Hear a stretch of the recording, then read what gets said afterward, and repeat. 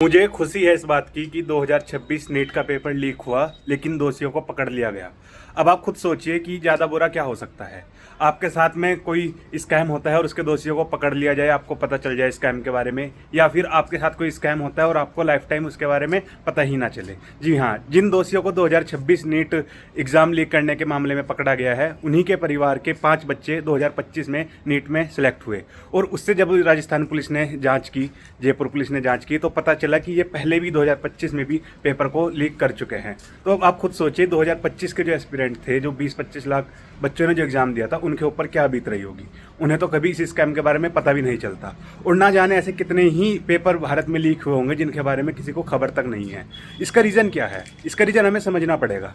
भारत में अगर हम MBBS की बात करें तो सीट्स बहुत ज़्यादा लिमिटेड हैं, और प्राइवेट कॉलेज से MBBS करने में और गवर्नमेंट कॉलेज से MBBS करने में पैसे का, फीस का बहुत बड़ा डिफरेंस है।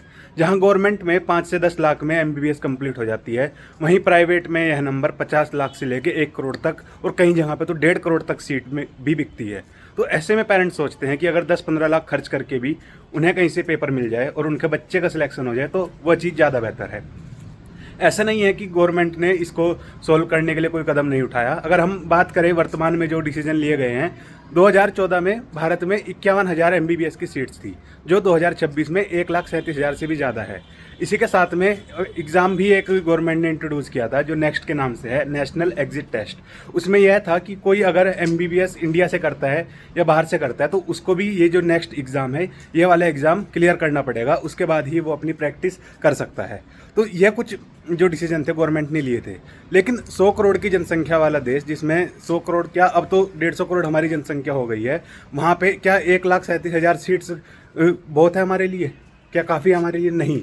अभी हमें ज़रूरत है और ज़्यादा सीट्स को इंट्रोड्यूस करने की। साथ ही मैं किसी गवर्नमेंट को ब्लेम नहीं करूँगा यहाँ पे, क्योंकि स्कैम और जो पेपर लीक है वो कांग्रेस के टाइम पे भी हुए हैं, बीजेपी के टाइम पे भी हुए हैं, और आगे भी होते रहेंगे जब तक हमारा सिस्टम नहीं सुधर जाता। सिस्टम हमारा इतना ख़राब है। अगर हम वर्तमान की बात करें तो अभी बिहार में जो नीतीश कुमार के जो लड़के हैं, निशांत कुमार, उनको हेल्थ मिनिस्टर बनाया गया है। और सबसे कमाल की बात है कि उनको मेडिकल का M भी नहीं पता होगा।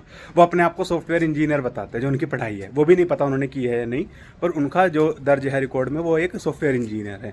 सॉफ्टवेयर इंजीनियर यहाँ पे हमारा हेल्थ मिनिस्टर बनता है, और वो भी इसको तब बनाया जाता है जब वो ना तो MP है ना MLA हैं। उनको अभी 6 महीने मिलेंगे अपनी सदस्यता साबित करने के लिए, किसी सदन का मेंबर बनने के लिए। तो आप खुद देखो, ना तो वो मेडिकल फील्ड से है, ना ही MP MLA है, लेकिन हेल्थ मिनिस्टर है। क्यों? क्योंकि वो नीतीश कुमार के बेटे हैं। और ऐसे नेताओं को हमारी जनता ही चुनती है। तो पूरा सिस्टम आपस में इंटरलिंक है। हम ऐसे नेताओं को चुनते हैं, ऐसे नेता फिर हमारे लिए पॉलिसीज़ बनाते हैं, फिर ऐसे स्कैम होते हैं, फिर ऐसे पेपर लीक होते हैं, और फिर ये लोग बच के निकल जाते हैं। तो सोचने वाली बात है। 2026 का जो पेपर लीक हुआ, इसमें मुझे खुशी इस बात की है कि वो लोग पकड़े गए।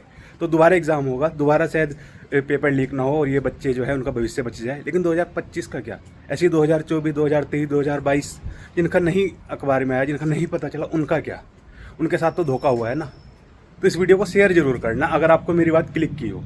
पेपर लीक होना बहुत गलत बात है, लेकिन जब पेपर लीक होकर पकड़ा जाए ना, तो हमें खुश होना चाहिए कि अगर ये लीक ना होता तो कितना बुरा हमारे साथ हो सकता था, कितना बुरा हमारे साथ होता अगर ये पकड़ा ना जाता, ये लीक होना।